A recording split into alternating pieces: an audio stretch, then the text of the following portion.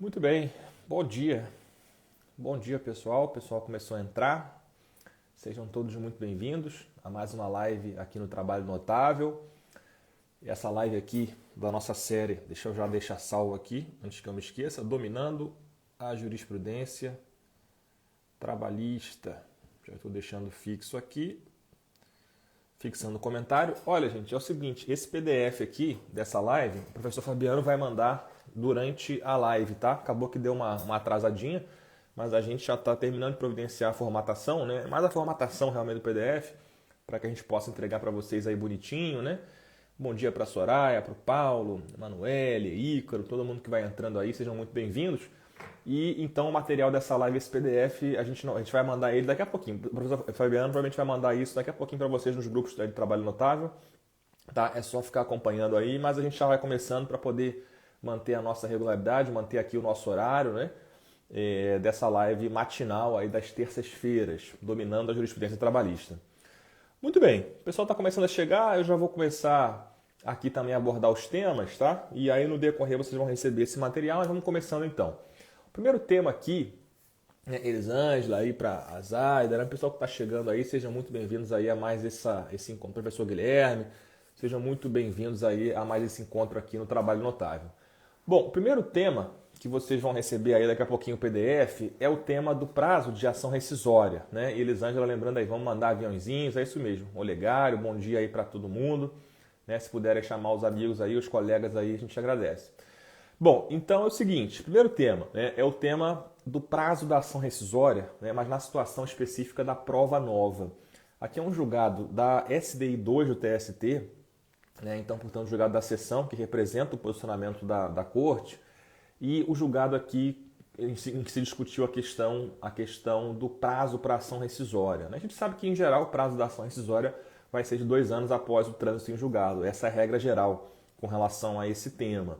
Mas o CPC 2015 trouxe uma novidade importante, que é a novidade de que, na situação de ação rescisória fundada em prova nova, portanto, aquela hipótese específica de ação rescisória, aquela hipótese específica de rescindibilidade que vem no artigo 966, inciso 7º, né? Então, ação rescisória fundada em prova nova, para esse caso específico, o Código ele prevê o prazo de 5 anos, né?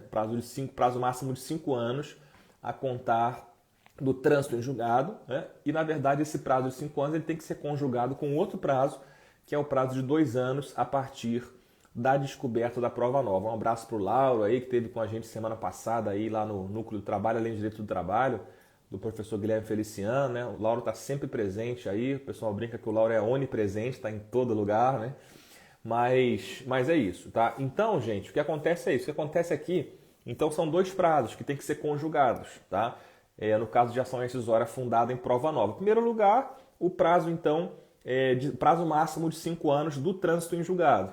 E segundo, o prazo de 2 anos a partir da descoberta da prova nova, tá? Então, esses 2 prazos têm que ser concomitantemente observados para que seja possível, então, o processamento da ação rescisória com base em prova nova, tá? Então, essa aqui é interessante, né? Porque aqui a gente tem uma situação que é relativamente nova, né? Porque esse prazo diferenciado para ação rescisória fundada em prova nova, esse prazo é um prazo que surge com o CPC 2015, né? E esse tema ele começa a chegar agora aos tribunais. A gente não tem ainda muita jurisprudência com relação a isso, né? E aí, portanto, esse certamente é um tema novo na jurisprudência, a gente tem que ficar ligado. Aqui, inclusive, vocês vão receber esse julgado, daqui a pouquinho o professor Fabiano vai mandar para vocês aí nos grupos do Trabalho Notável, mas aqui o que acontece é o seguinte, que é interessante porque a prova nova aqui, nesse caso, era uma situação que envolvia uma sentença num processo da justiça estadual.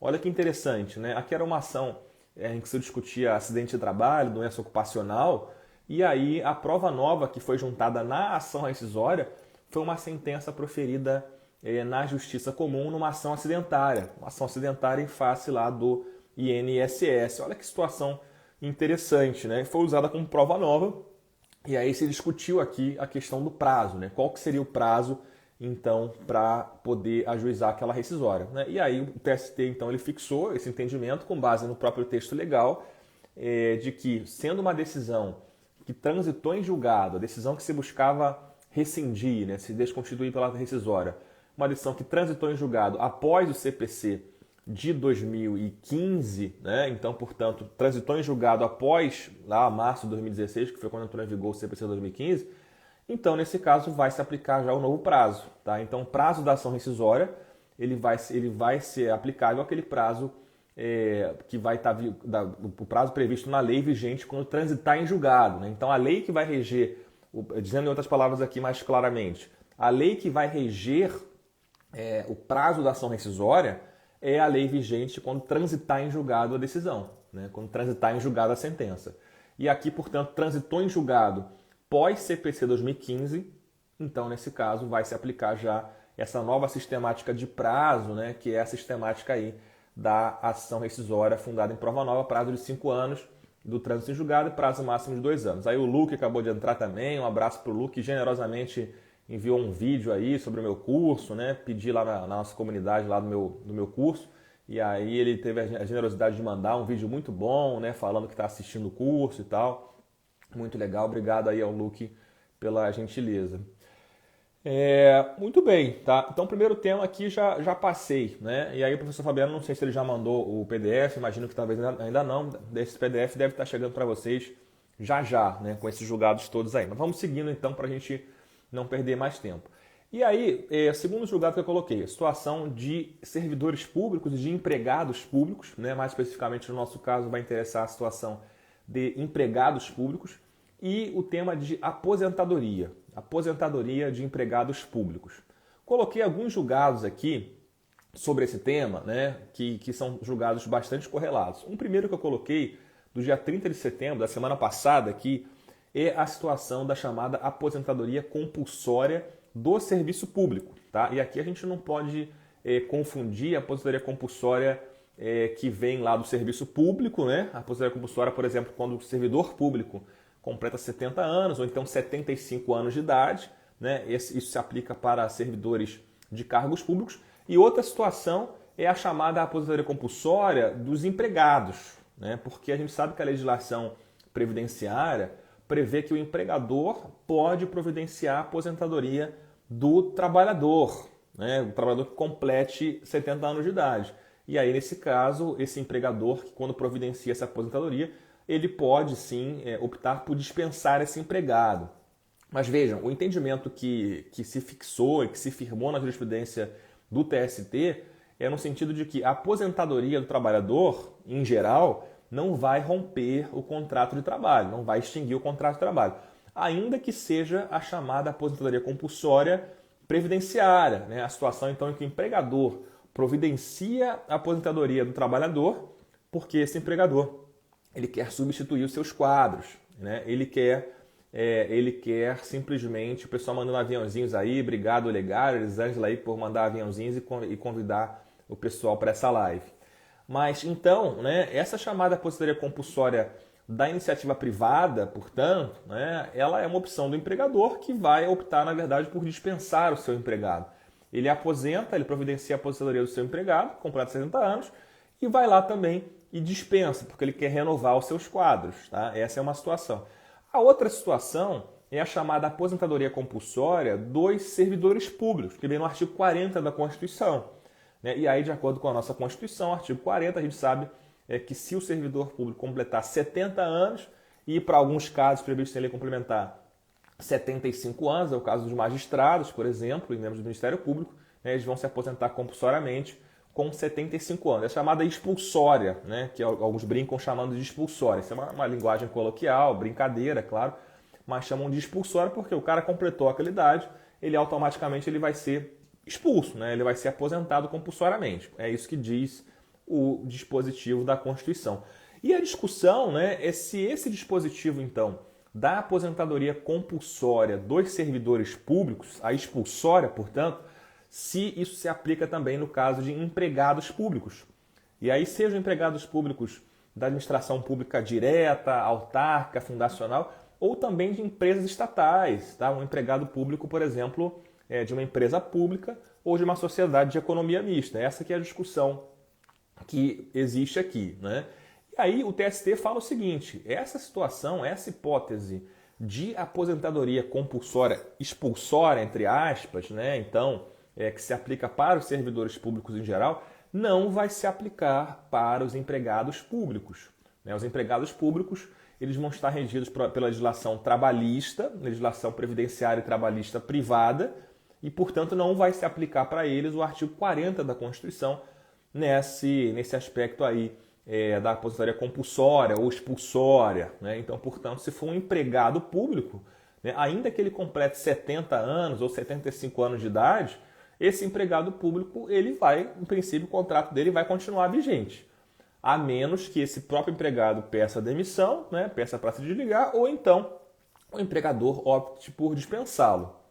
Ok? Então, esse é o primeiro tema envolvendo empregados públicos. E aí, seguindo, ainda com relação a empregados públicos, né, a situação também a situação de aposentadoria de empregados públicos após a emenda constitucional 103 de 2019. Porque vejam, né, como eu falei aqui, o entendimento do próprio Supremo Tribunal Federal, um entendimento já antigo, de 2005, 2006, por ali, 2007, o Supremo bateu o martelo e falou, olha, aposentadoria espontânea não extingue o contrato de trabalho. O Supremo falou isso lá atrás, em 2016 e 2017. Beleza, o que acontece isso se aplica então para qualquer tipo de contrato de trabalho regido pela CLT. Empregados públicos, empregados privados, né, qualquer empregado, a gente vai ter essa situação. Né? Temas realmente pouco explorados, Lauro. Realmente são temas aqui que eu selecionei hoje, esses primeiros aqui pelo menos, né, que são temas que não são tão, digamos, tão batidos, não são tão vistos, mas são temas igualmente importantes, tá? Na prática do processo do trabalho, do direito do trabalho. E aí, a situação aqui é a situação, então, que envolve especificamente o servidor público, né? Ou melhor, o empregado público, seja um empregado da administração direta, seja um empregado de uma empresa pública, que se aposenta após a emenda constitucional 103. Porque essa emenda constitucional 103 de 2019, lá do final de 2019, ela prevê expressamente que não é possível a acumulação de proventos de aposentadoria com a remuneração do cargo público ou do emprego público. E aí, portanto, né, esse entendimento do próprio Supremo de que a aposentadoria espontânea não rompe o contrato de trabalho, esse entendimento continua se aplicando? Sim, continua se aplicando para a iniciativa privada. Tá? Então, no que tange a iniciativa privada, empresas privadas, se o trabalhador se aposentar espontaneamente, isso não vai romper, não vai extinguir o contrato de trabalho. Vai continuar o contrato de trabalho até que venha uma causa de extinção. Pode ser a pedido de demissão do trabalhador, pode ser a dispensa pelo empregador ou qualquer outro motivo de extinção do contrato de trabalho. Tá? Isso para a iniciativa privada. Agora, para os empregados públicos, a emenda constitucional expressamente ela veda que haja a continuidade do vínculo. Então, se o empregado público se aposenta por qualquer motivo, se ele se aposenta por tempo de contribuição, de serviço, qualquer motivo, mas se ele se aposentou depois da emenda constitucional 103 de 2019, vai sim ser extinto o contrato de trabalho dele. Tá? Vai ser extinto o contrato de trabalho dele e aí, portanto, a emenda constitucional superando expressamente o entendimento do Supremo com relação a empregados públicos, ok? Então, superando com relação a empregados públicos. E aí percebam, essa superação, né, ela acaba levando a gente a refletir, porque na verdade é o entendimento do Supremo que está vigente, as empresas têm que aplicar isso, o Judiciário tem que aplicar isso ainda. Mas é interessante que a gente tem que repensar, a meu ver, a gente tem que repensar esse tema. Né? Num país em que o desemprego é tão grande, né, em que a gente tem realmente um desemprego muito grande, uma carência de postos de trabalho, me parece que medidas que ajudem a renovar a força de trabalho parece que são adequadas. Tá? Então, o entendimento que era tradicional com relação a esse tema na Justiça Trabalhista antes lá do TST, antes do Supremo decidir isso em 2006, 2007, né, era o entendimento de que a aposentadoria espontânea ela extinguia sim o contrato de trabalho. Né? O entendimento prevalecente era esse. Se o empregado se aposentasse, era extinto o contrato de trabalho. E parece que esse entendimento, né, particularmente, eu penso que esse entendimento é o mais correto. Porque se o sujeito se optou, claro que a relação previdenciária é diferente da relação de emprego, mas a relação previdenciária pode afetar a relação de emprego. Né? Essa que é a questão aqui para mim, ela afeta. Por exemplo, na situação em que é concedido um auxílio-doença, uma aposentadoria por invalidez. Tudo isso vai afetar o contrato de trabalho. São relações autônomas? São relações autônomas, mas que uma pode afetar a outra. Me parece que aqui, esse que deveria ser o raciocínio. Então, se o empregado se aposentasse espontaneamente, a meu ver, a gente deveria caminhar para retornar ao entendimento de que a aposentadoria espontânea, sim, ela extingue o contrato de trabalho. Tá? Eu, particularmente, penso assim e defendo isso.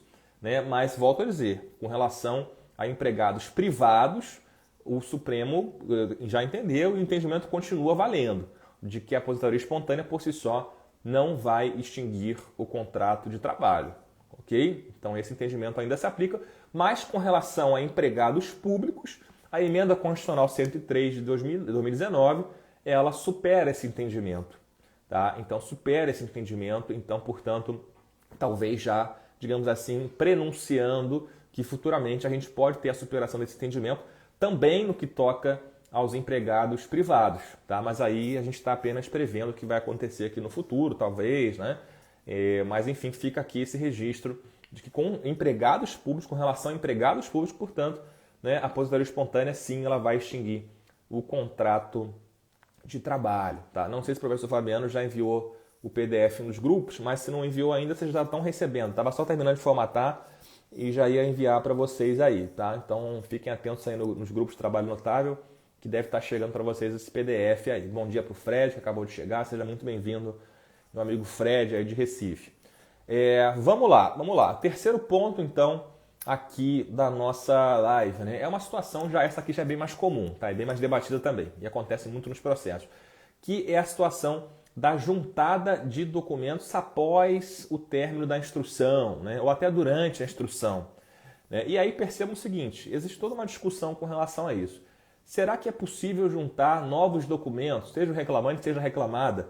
Será que eles podem juntar novos documentos no decorrer da instrução, ou então, por exemplo, após a audiência inicial, no começo da instrução, no final da instrução? Será que é possível? Será que a parte tem o direito subjetivo de juntar novos documentos, né, ao longo do processo? Ou será que haveria uma preclusão?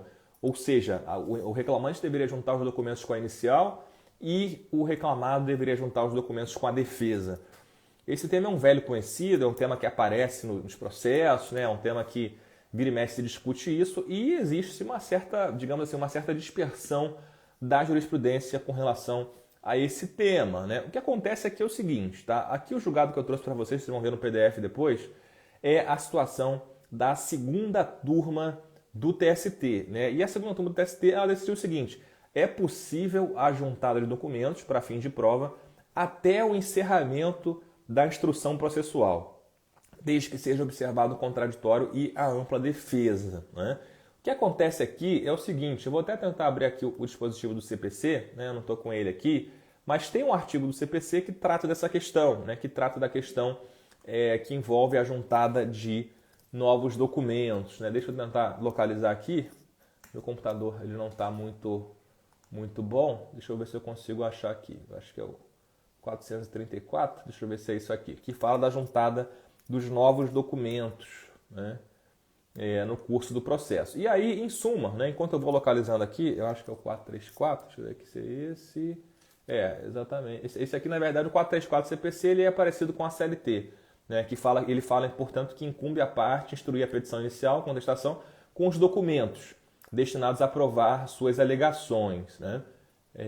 E aí, deixa eu ver aqui qual é o artigo que fala sobre os novos documentos.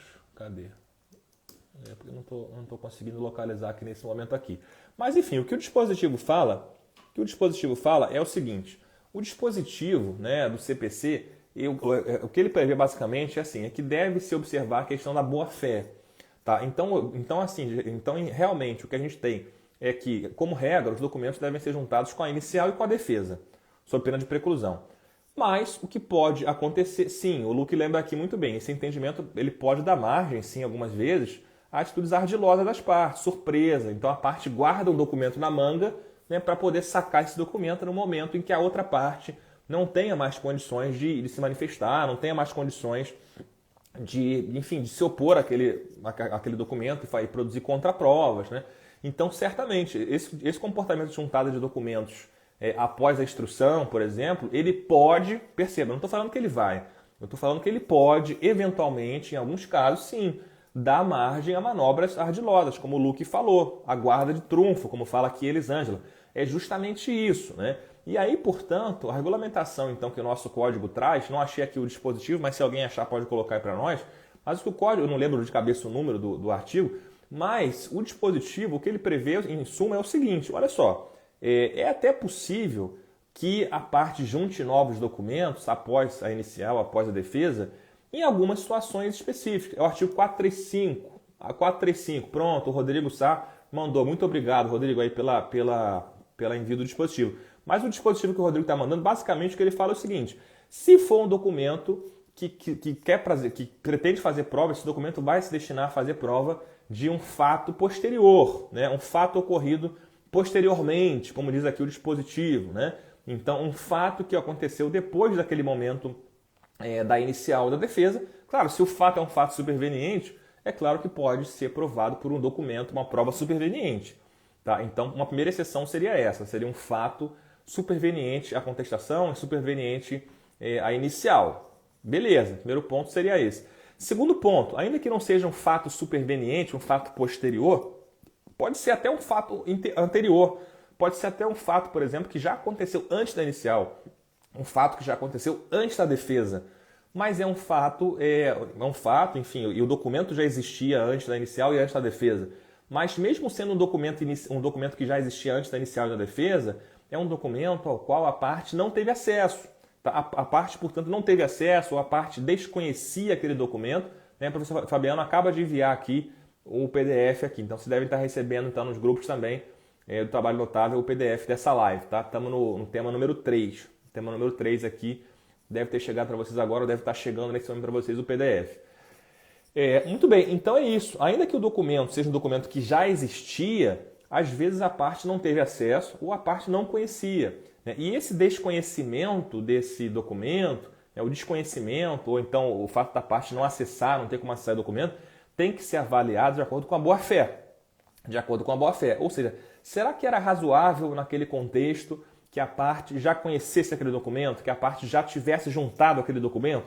Ou será que realmente é uma situação ponderável ali, uma situação, por exemplo, em que realmente existe um motivo, por mais que o documento já existisse, não se poderia exigir de forma legítima que a parte conhecesse o documento ou tivesse acesso àquele documento. Então essa aqui é a ponderação. A ponderação ela é sempre de acordo com a boa-fé. Né? Então o comportamento aqui que se quer evitar é que a parte, como o Luke lembrou muito bem, que a parte surpreenda a outra, que a parte guarde trunfos.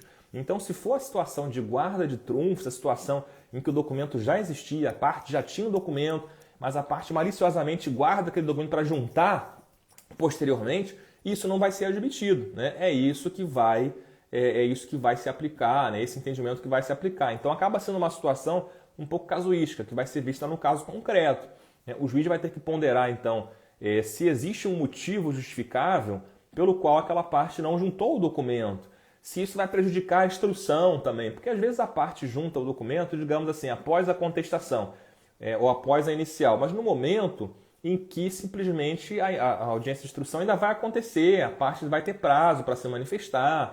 Digamos lá, o juiz marca, hoje a gente está aqui em outubro, e aí digamos que o juiz marca a instrução para dezembro, né? Então a instrução vai acontecer em dezembro. Só que aí a parte, nesse meio tempo, entre outubro e dezembro, a parte pede um prazo lá para juntar um documento, que era até um documento que já existia, mas um documento que ela não teve acesso, ela fundamenta isso, ela explica o motivo. Né? Se for um caso como esse, em que não vai ter um prejuízo em termos de instrução, né? Porque a parte contrária vai poder exercer o seu contraditório, vai poder se manifestar com relação àquele documento novo que vai ser juntado, né? Perceba, aparentemente num caso como esse não haveria problema.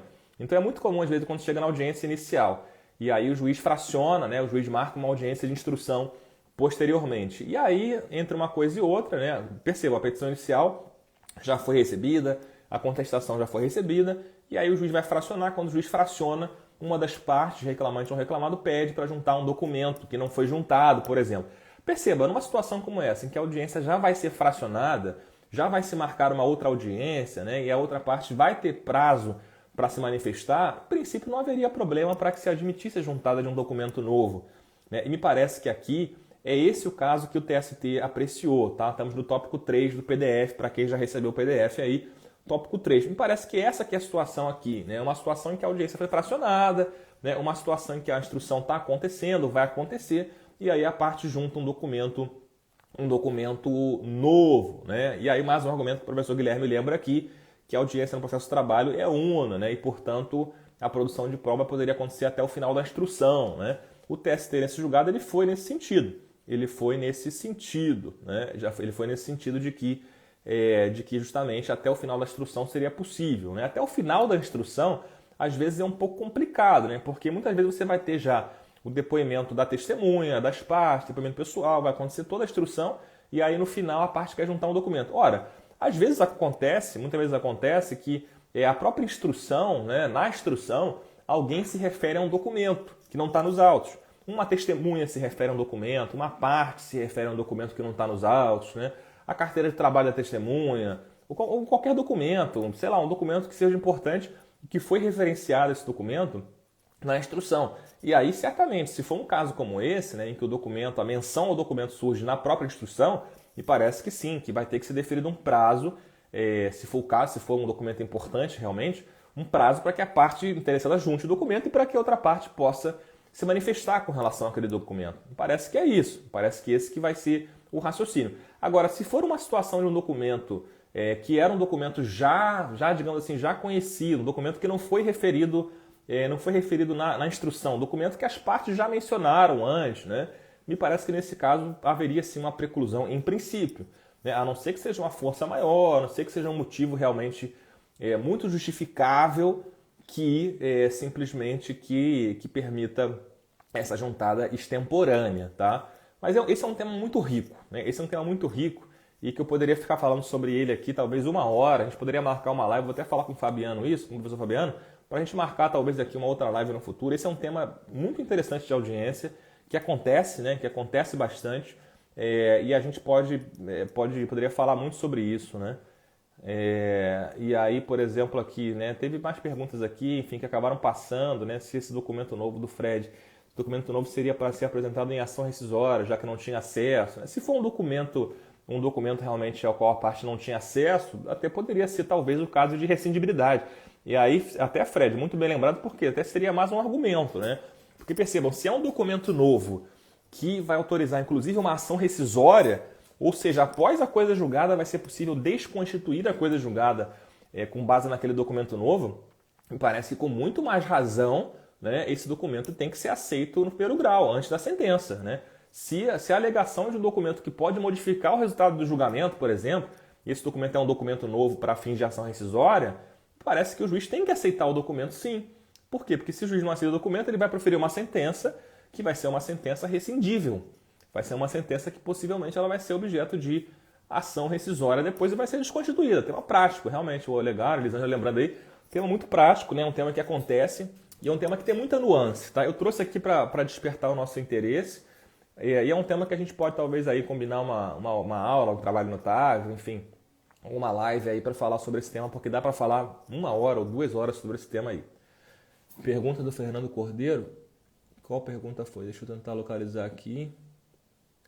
Fernando Cordeiro, cadê? Eu não estou conseguindo localizar aqui. Fernando Cordeiro, já subi bastante aqui, não estou conseguindo localizar. Se puderem mandar de novo aí, eu dou uma olhadinha aqui e tento responder, tá? Bom, vamos seguir então. Nosso quarto tema aqui, né? A situação é uma situação interessante, muito prática também, de audiência, tá? Situação em que o TST considerou nula a decisão de origem do TRT aqui no caso. Por quê? Porque a parte ela requereu a expedição de carta precatória apenas na audiência de instrução. Isso quer dizer o seguinte, a audiência inicial aconteceu, né? Nenhuma parte pediu nada, requereu nada, né? Fracionou a audiência, deu prazo de réplica, etc. Coisa e tal. Quando chegou na instrução, na audiência de instrução, uma das partes, não sei qual aqui, reclamante ou reclamada, uma das partes requereu a expedição de carta precatória para ouvir uma testemunha que ficava, né, que mora em outro local e não compareceu, né? E aí, percebam o seguinte, lá em paralelo está fervendo, não sei qual é essa aqui, se o próprio Fabiano está em outra live aqui, mas enfim. Vamos lá, o que acontece aqui é o seguinte, né? E aí, a situação de requerimento da carta precatória na própria... Ah, a pergunta aqui veio do Fernando. Juntada de CCT errada na inicial, pode juntar depois, né? Olha só, pergunta interessante, né? Porque perceba, se juntou um documento errado, uma convenção coletiva errada, né? Aí vai cair um pouco no que eu falei, né? Em princípio, é um documento que a parte já conhecia, já tinha acesso. Se é uma norma coletiva de trabalho, me parece que a pessoa já sabe de antemão qual é a norma coletiva que vai incidir no caso dela, que vai reger o caso dela. Lá para lá do chat, agora que eu entendi, né? O pessoal tá debatendo aqui internamente, agora que eu entendi. Então é isso. Então, assim, uma situação, portanto, de uma convenção coletiva juntada de forma errada, me parece que, em princípio, ali, né, haveria uma preclusão, né? A não ser que exista uma justificativa muito plausível ali para que haja essa concessão de um prazo suplementar, tá? Me parece que, em princípio, seria um erro inexcusável. Então, se a parte sabe qual é a norma coletiva que incide, né, e ela erra, é claro que, em princípio, estaria precluso, mas, assim, isso também é dentro de um bom senso, como eu falei aqui. Então, se é uma situação em que o juiz fracionou a audiência, né, e aí a parte, então, antes do fracionamento, a parte percebe e a parte pede para juntar a norma coletiva que seria correta. Talvez fosse o caso de admitir. Né? Por quê? Porque nesse caso não vai haver nenhum prejuízo, a outra parte vai ter oportunidade de contraditório ainda. Agora, o que me parece que não seria possível já está ocorrendo a instrução está no final, e aí chega no meio da instrução, no final da instrução, e a parte pede, no caso do reclamante, pede para mudar a norma coletiva aplicável, que ele juntou com a inicial. Me parece que nesse caso não seria possível, porque o feito já está contestado, a instrução está feita, e muitas vezes pode ser uma questão até que decorre da própria instrução, porque, por exemplo, a categoria do reclamante não seria aquela, ou então a base territorial não seria aquela, isso fica apurado na instrução, por exemplo, né? E aí parece que se é uma situação que já ocorre no meio da instrução, né, ou a instrução já iniciada, me parece que aí não seria possível, né? Aí não seria possível juntar o documento novo. Agora, se é uma situação em que o reclamante pede para juntar o documento antes da instrução começar, parece que nesse caso o juiz tem que ser um pouco mais tolerante, tá? Tem que ser um pouco mais tolerante com relação a esse ponto aí. E aí, voltando para a situação que é o número 4, que é a situação, portanto, de carta precatória. Carta precatória. E aí, tradicionalmente, o que a gente pensa com relação à precatória? Se uma das partes quiser expedir carta precatória, que é até um instituto que está em desuso, né? A carta precatória, ela cada vez mais ela vai deixar de existir. Cada vez menos a gente vai ter carta precatória. Né? Porque você expedir uma precatória para chamar a testemunha para comparecer numa outra cidade, por exemplo, né? Isso com processo eletrônico, e principalmente com audiência telepresencial, isso tende a desaparecer. Né? Essa é uma das grandes vantagens da audiência tele, né? Que é simplesmente a situação de que a pessoa pode depor de onde ela estiver. Né? A pessoa pode estar em outro país até, e ela vai conseguir depor. Né? E mesmo que a audiência seja presencial, com juiz, advogados e partes presentes. Pode ser que a testemunha esteja fora da cidade e a testemunha consiga depor, né? Consiga depor pelo telefone, por exemplo, né? Ou pelo computador, enfim, por algum instrumento aí, mesmo que a audiência não seja integralmente telepresencial. Então, me parece que a carta precatória ela é um instituto daqueles que cada vez mais ela vai ficar no passado. Hoje em dia eu já percebo que ela ficou no passado, eu não vejo mais cartas precatórias, não sei na região de vocês podem comentar aí, se vocês têm visto carta precatória ainda. Eu aqui no Rio, eu não vejo mais carta precatória. Tenho já um bom tempo que eu não vejo carta precatória mais, tá? Se alguém está vendo carta precatória, me avisa aí para eu saber. Mas o fato é, não vejo carta precatória, né? E acho que vai acabar. Essa coisa da precatória, um dia ela vai acabar. E só vai acontecer a precatória, né? A carta precatória para ouvir testemunha, naquelas situações muito específicas, muito pontuais, em que, por exemplo, a testemunha tem dificuldade de acesso à internet, né? O Luke, lembrando, aí acabou também, o Olegário, né? Nunca mais vi, Bettini também nunca mais viu, né? O pessoal não tem visto. E realmente acho que vai sumir. Né? Por quê? Porque, em geral, as pessoas hoje em dia, claro que tem muita gente no Brasil que não tem acesso à internet satisfatória, né? E se for esse o caso, em que a testemunha mora numa cidade, o advogado mora em outra, e o processo vai ser em outro, talvez num caso como esse seja necessário ainda expedir uma carta precatória para que a testemunha vá até o fórum da localidade mais próxima da sua residência ali para poder prestar o seu depoimento. Pode ser até que aconteça isso, tá? mas realmente é uma situação muito pequena hoje em dia, muito residual. Em geral, as pessoas estão conseguindo acessar para fazer audiência dessa forma, beleza? Mas a situação aqui é a seguinte, a situação foi, e provavelmente aqui o processo a gente não tem a data, mas provavelmente a audiência aconteceu antes dessa avalanche aí da audiência telepresencial, provavelmente antes da pandemia aqui, essa audiência. O que aconteceu? Chegou na audiência, então, inicial transcorreu, foi adiada, ninguém pediu nada. Quando chegou na instrução, a parte chega e fala, olha, excelência, eu queria pedir a expedição de uma carta precatória para ouvir uma testemunha que mora em outro local. Eu particularmente penso o seguinte, se já transcorreu, né, a audiência inicial foi fracionada e a parte não indicou a necessidade, com antecedência, a necessidade de que fosse expedida a carta precatória, me parece que haveria preclusão, tá? Eu concordo aqui com o tribunal de origem, eu penso que a carta precatória deveria ser requerida antes da instrução, porque chega na instrução, todo o aparato do judiciário é movimentado para fazer aquela instrução, a outra parte comparece com testemunhas, com tudo, com advogado, e aí a parte informa que vai ser necessária uma carta precatória de uma situação que ela já poderia prever antes. Né? Então, eu particularmente penso dessa forma. Agora, o que acontece aqui é um julgado de qual turma do TST? É um julgado da 5ª turma do TST, relator ministro Douglas Alencar. E aí a 5ª turma do TST, ela acabou entendendo que se a parte requerer a expedição de carta precatória na audiência de instrução, que o juiz deveria sim adiar a audiência e deveria deferir essa carta precatória, ainda que requerida apenas na audiência de instrução, após o fracionamento já da audiência. E o fundamento que se usou aqui é o fundamento de que no processo de trabalho não existe rol de testemunhas. E aí, portanto, a parte já deveria comparecer com as suas testemunhas. E aí, se a parte não conseguisse comparecer com a sua testemunha, ela pediria a sua expedição. Eu ainda não tomei o chocolate, né? A Ana perguntando se eu tomei o chocolate, ainda não tomei o chocolate, até compartilhar com vocês aqui que eu parei de tomar esse chocolate, né? Porque percebi que estava engordando e tal, e aí fui recomendado fortemente aí não tomar mais o meu chocolatinho da manhã e aí substituir pelo whey, né?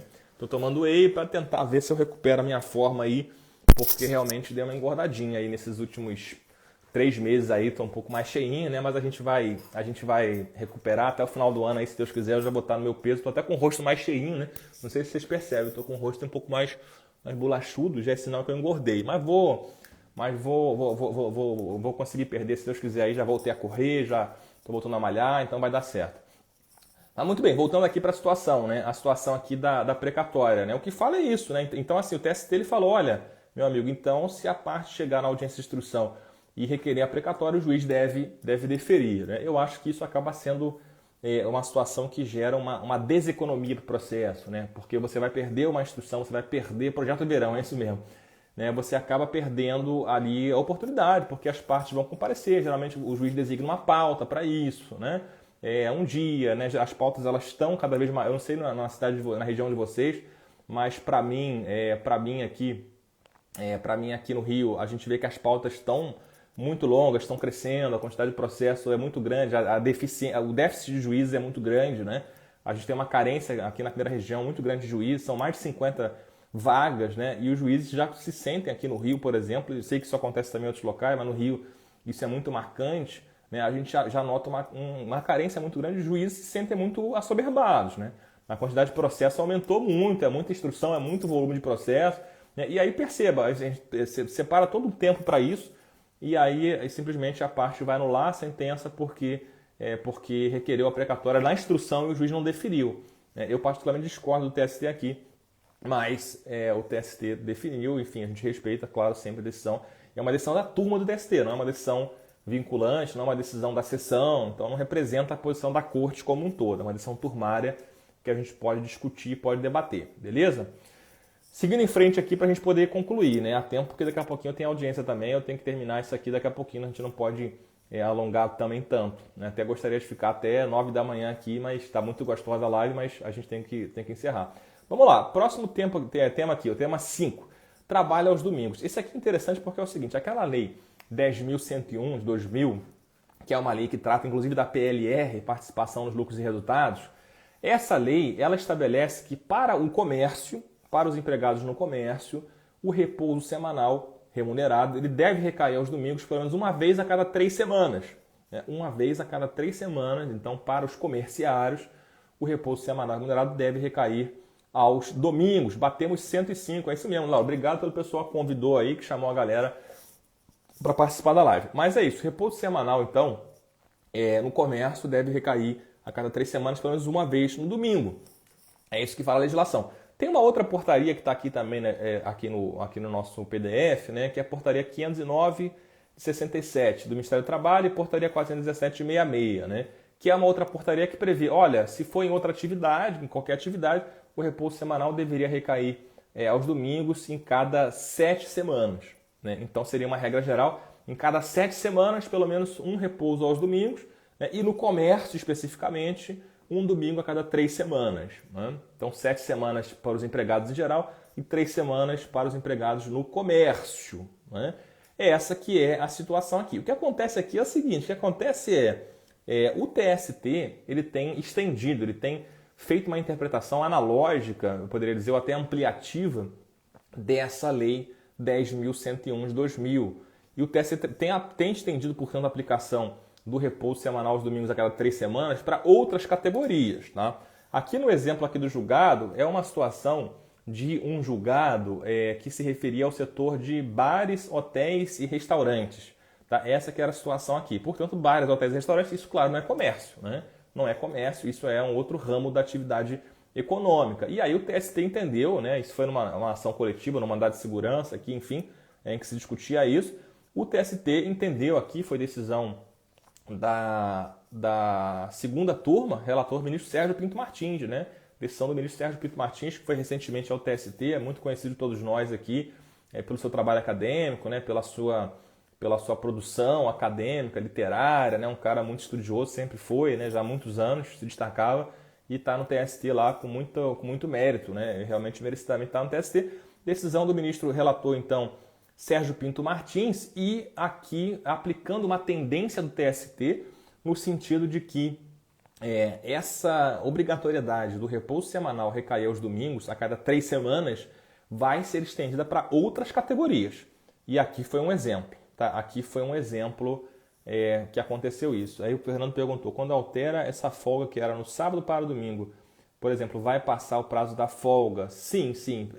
Eu acho que ele se refere à situação do repouso recair após o 7º dia. Né? Porque o repouso semanal remunerado ele tem que acontecer até o 7º dia. Né? Então, se o empregador concede o repouso no 8º dia, por exemplo, no 9º dia, né, ele vai estar descumprindo o prazo. Né? E aí essa folga ela vai ter que ser paga como hora extra. Sim, ela vai ser paga em dobro, né, porque o dia de repouso semanal não foi concedido e vai se considerar, portanto, ainda que se conceda a folga depois, aquele dia trabalhado após o 7º dia vai ser pago em dobro, sim, hora extra 100%. Né? Domingo, repouso semanal remunerado não concedido oportunamente. Tá? Então é isso que vai acontecer aqui. Mas muito bem, tá? Muito bem, é isso que acontece, né? E aí, portanto, o TST ele tem aplicado para outras categorias. Aqui foi o exemplo do setor de bares, restaurantes e hotéis. Né? Então, talvez seja uma tendência aí que a gente tenha essa extensão para os trabalhadores em geral, não só para categorias específicas, mas para os trabalhadores em geral, que a folga aos domingos tenha que recair pelo menos um domingo a cada 3 semanas. Tá? Parece que é uma tendência aqui da jurisprudência do TST. Sexto tema aqui, para a gente, estamos quase finalizando, né? Sexto tema, dedução. Né? E só para deixar claro aqui a diferença entre dedução e compensação. As pessoas confundem às vezes. Compensação, ela é uma espécie de contradireito. A compensação vai acontecer quando o devedor ele tem um crédito em face do credor. Por exemplo, aqui, digamos uma situação em que o trabalhador está cobrando, por exemplo, horas extras que não foram pagas, e o empregador ele fala, olha, eu até posso dever talvez alguma coisa de hora extra, mas esse trabalhador ele tem uma dívida comigo porque, por exemplo, esse trabalhador, ele causou um dano no meu patrimônio, né? Ele, quando saiu da empresa, ele ficou revoltado quando foi dispensado e saiu quebrando o meu computador, pisou em tudo, quebrou, jogou no chão, pisou. Bom, e aí esse empregador ele quer cobrar esse computador desse trabalhador. E aí ele pode arguir isso em compensação. Ele vai pedir, então, para que eventual dívida que ele, empregador, tenha com relação a esse trabalhador, de horas extras, por exemplo, que essa dívida seja compensada, porque ele, empregador, tem um outro crédito aqui contra esse trabalhador, percebe? É isso que acontece na compensação. É um direito material, portanto, do empregador, no caso do devedor, contra o credor. Então, nesse caso, você vai ter a compensação. É diferente da dedução. O que é a dedução? Quando se fala em dedução, o que a gente vai ter aqui simplesmente é abater, um abatimento das quantias que já foram pagas a idêntico título. Como assim? Digamos que seja um pedido de condenação ao pagamento de horas extras. E esse empregador fala, olha, eu já paguei horas extras. Tem um contra-cheque aqui mostrando que eu já paguei hora extra. Então, se houver uma condenação ao pagamento de horas extras, se realmente for julgado procedente esse pedido do trabalhador, que haja uma dedução, ou seja, as quantias que eu, empregador, já paguei a título de horas extras, que sejam abatidas, que sejam deduzidas de uma eventual condenação. Beleza? Então é isso que acontece. Então a dedução vai ser isso. Dedução, portanto, é um abatimento, eu posso chamar assim, um abatimento das quantias que já foram pagas a idêntico título. Isso que é a dedução, não confundam com compensação, que é uma coisa diferente. E para responder aqui a Vânia, compensação se confunde com a reconvenção? Não, A pergunta é muito boa, por quê? E aqui eu poderia até falar um pouco mais sobre isso, mas rapidamente para responder ela. Seria o seguinte, olha só, quando se fala em compensação, a compensação é matéria de defesa. Tá? Isso quer dizer que na contestação, por exemplo, digamos lá que o reclamante ele peça uma condenação da empresa a pagar 10 mil reais, é um valor certo de 10 mil reais. E aí, digamos que o crédito que esse empregador tem contra o trabalhador seja um crédito de 2 mil, porque o computador que foi quebrado, lá o trabalhador chegou, pegou esse notebook lá, e jogou no chão e quebrou o notebook. Esse notebook valia 2 mil reais. Então perceba, essa situação vai ser uma situação de compensação. Por quê? Porque no máximo o crédito do empregador nesse caso vai ser 2 mil reais, que era o notebook. Beleza? E o crédito do trabalhador é superior a 10 mil reais, aqui no meu, poderia ser 5 mil, poderia ser 3 mil, poderia ser 4 mil, enfim. Mas é um valor superior ao crédito que vai ser compensado. Agora, seria diferente, por exemplo, se o crédito do reclamante fosse 10 mil reais, mas esse computador aqui, digamos que o trabalhador pegou e jogou no chão, pisou e quebrou, ele fosse um computador ultra avançado, digamos um Mac lá, o mais avançado, que vale 15 mil reais. Tá? Então perceba, nesse caso o computador quebrado, ele vale 15 mil, ele vale mais, portanto, do que o crédito do trabalhador. E aí nesse caso o que aconteceria? Eu teria compensação, até os 10 mil seria compensação, agora tem 5 mil ainda que o empregador tem de crédito, porque o computador quebrado ele valia 15 mil. Ele valia 15 mil. E aí, portanto, esses 5 mil aqui que estão acima disso, eles vão ter que ser cobrados pelo empregador, se ele quiser, pela reconvenção. Então a reconvenção ela vai servir para cobrar o excesso, aquilo que excede o crédito que é cobrado. Eu só posso compensar até o limite do crédito do autor, do reclamante. Até aqui vai ser compensação, até os 10 mil é compensação. Daqui para cima não é mais compensação, daqui para cima vai ter que ser por reconvenção. Tá? Então a reconvenção ela vai ser para cobrar essa diferença. Aqui no meu exemplo, os 5 mil que faltaram. Tá? E o julgado TST era interessante porque ele fala o seguinte, olha, a dedução ela não só pode, como deve, ser determinada, inclusive na execução, de ofício, pelo juiz. Então, mesmo que ninguém peça, o juiz não só pode, como deve, determinar a dedução, tanto na fase de conhecimento e até na execução. Tá? Então, quando chega na execução, ninguém falou nada sobre aquilo dali, mas o juiz percebe que já existe um pagamento feito a idêntico título. Horas extras, por exemplo, que foram deferidas na sentença e aí já tem algum pagamento. O juiz, na execução, ele pode determinar, não só pode, como deve determinar que haja a dedução, Beleza? É isso que acontece aqui com relação a esse tema, tá? De ofício. Por quê? Porque o objetivo aqui é evitar o enriquecimento sem causa. Então aqui é uma questão de ordem pública. Se entende que é uma questão de ordem pública a dedução e mesmo, portanto, que ninguém requeira, mesmo que a coisa julgada não tenha se referido à dedução, mesmo assim, na execução tem que ser feita a dedução. A única hipótese em que não vai ser feita a dedução na execução é se a coisa julgada tiver afastado a dedução. Tá? Pode ser um caso específico, uma situação específica, em que, por exemplo, a sentença, perceba que não tem que ser feita a dedução, porque de alguma forma ali aquele documento foi fraudado, não corresponde à realidade, o que quer que seja. Mas aí sim, se eu tenho uma coisa julgada que afasta a dedução, que fala não vai ser feita a dedução, aí nesse caso a coisa julgada vai ser observada com relação a isso na fase de execução. Agora, se a coisa julgada foi omissa, se a coisa julgada foi silente com relação à dedução, em princípio sim, né? Em princípio a dedução ela vai ter que acontecer sim na execução. E seria, então o Olegário pergunta aqui, seria sim até uma espécie de pedido implícito, eu posso considerar isso, né? Mesmo que a contestação não faça esse requerimento, o juiz ele vai ter que apreciar isso, né? E o juiz, se fosse o caso, teria que deferir a dedução se fosse pertinente no caso concreto. Então parece que sim, parece que seria uma espécie de pedido ou requerimento implícito, tá? Porque o juiz tem que apreciar, e ainda que a contestação não peça a dedução, né, e se o juiz for omisso com relação a isso, ainda assim caberiam, por exemplo, embargo de declaração, né? O executado, o réu, ele poderia embargar de declaração porque alegando que há a necessidade de uma dedução, né? E ainda que ele, réu, não tenha falado isso em contestação, né? E a sentença vai ser omissa, então realmente seria um requerimento implícito. Tá? Seria um caso de requerimento implícito, sim.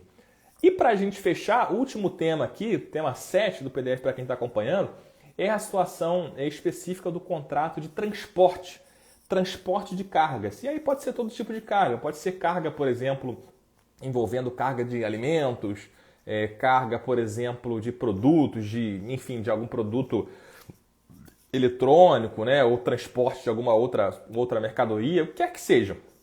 E é muito interessante, porque a gente sabe que existe a súmula 331, todo mundo conhece, que é a situação da responsabilidade subsidiária no caso de terceirização, né? Então todo mundo conhece, o tomador de serviços ele responde subsidiariamente pelos débitos trabalhistas do empregador, né? Que é a empresa prestadora de serviços na terceirização.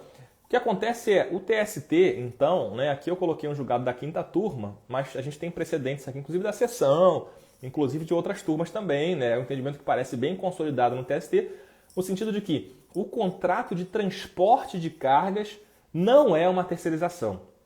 Tá? Então vou repetir, né? A situação do contrato de transporte de cargas, isso é muito importante, esse é um tipo de pedido que aparece. Tá? Aparece muito nos projetos, já vejo muito esse tipo de pedido, né? E é uma situação que as pessoas talvez não conheçam.